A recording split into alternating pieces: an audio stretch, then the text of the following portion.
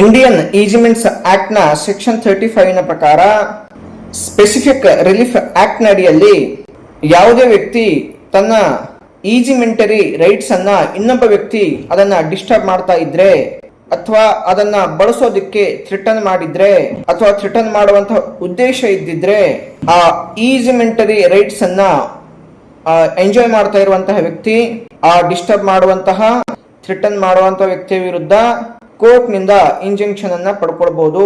ಅದನ್ನ ಪಡ್ಕೊಳ್ಳೋ ಮುಖಾಂತರ ಆತ ಕಂಟಿನ್ಯೂಸ್ ಆಗಿ ಲೈಫ್ ಟೈಮ್ ನವರೆಗೆ ಆ ಈಜಿಮೆಂಟರಿ ರೈಟ್ ಅನ್ನ ಆತ ಅನುಭವಿಸಬಹುದು.